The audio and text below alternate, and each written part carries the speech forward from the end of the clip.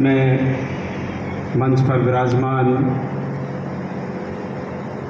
हमारे आज के कार्यक्रम के मुख्य अतिथि करौली विधायक माननीय दर्शन सिंह जी, समादरणीय सपोटरा विधायक माननीय हंसराज जी, हमारे ज़िले के पुलिस कप्तान साहब, हमारे पीआरओ साहब, मेरे आदरणीय भाई पुष्पेंद्र जी डाइट प्रधानाचार्य, मेरे अग्रज बंधु जो सेवानिवृत्त हो चुके हैं, पिछली पंक्ति में विराजमान हैं, आज के कार्यक्रम में सम्मानित होने वाले सभी शिक्षक साथी, आज के कार्यक्रम में टैबलेट प्राप्त करने वाले मेधावी छात्र छात्राएं, समक्ष विराजमान सभी शिक्षक साथी, भाई बहनों, मीडिया कर्मी एवं अन्य आगंतुक सभी सज्जनों का हृदय के गहनतम तल से आभार व्यक्त करता हूँ कि आपने पधार करके हमारे इस कार्यक्रम को चार चांद लगाए। माननीय विधायक महोदयों ने अल्प समय की सूचना पर यहाँ हमको समय दिया, क्योंकि कल बीसी में मंत्री महोदय के निर्देश थे कि हमको माननीयों की उपस्थिति अति आवश्यक करनी है, क्योंकि पहले जो कार्यक्रम होते थे उनमें ऐसा नहीं था।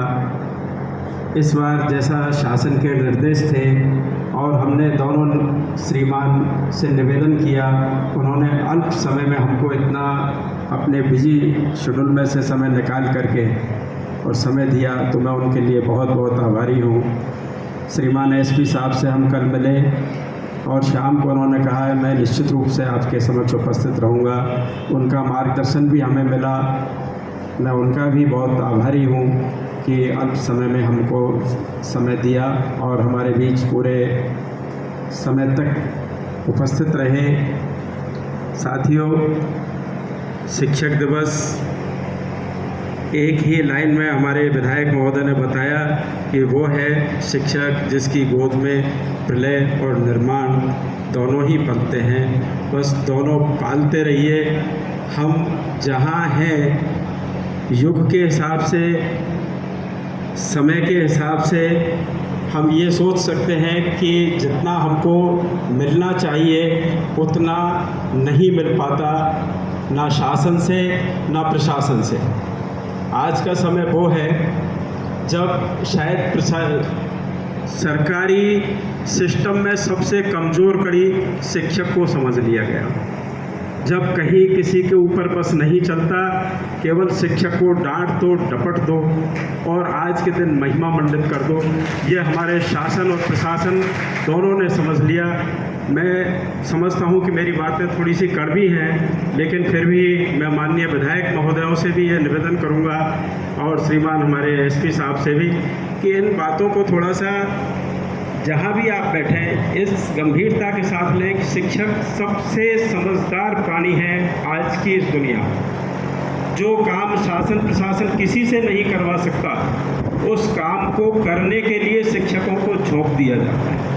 और आप देखिए झोंकते कैसे हैं, जैसे कोविड-19 में हमारे ज़िले के 2 शिक्षक साथी उस समय मृत हो गए, यानी उस कोविड से, कोरोना से उनकी डेथ हो गई। उनको चूँकि केवल मौखिक आदेशों से लगाया गया, उनको 50 लाख का अनुदान आज तक नहीं मिला। हमारी फाइलें लगातार घूमती रहती हैं, लेकिन पीड़ा होती है कि हम शिक्षक हैं, केवल एक दिन का गुणगान करने के लिए नहीं है।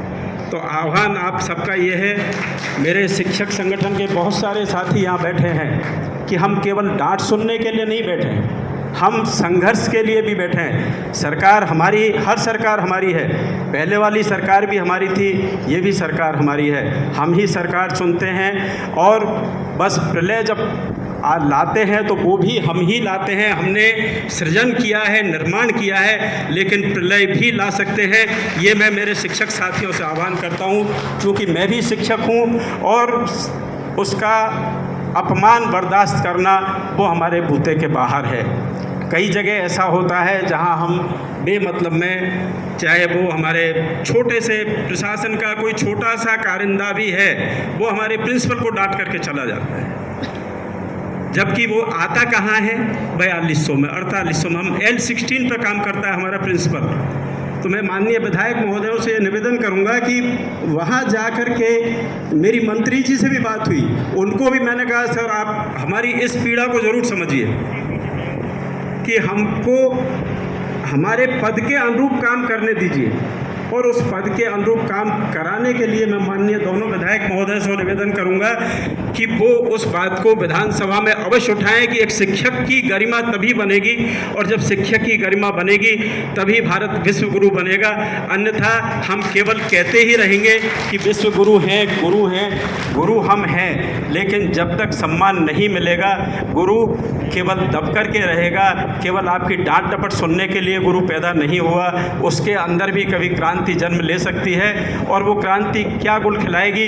वही जो चाणक्य के समय में नंदवंश को खत्म करके जिसका आपने एग्जाम्पल दिया, वो क्रांति यहाँ पुनः हो सकती है।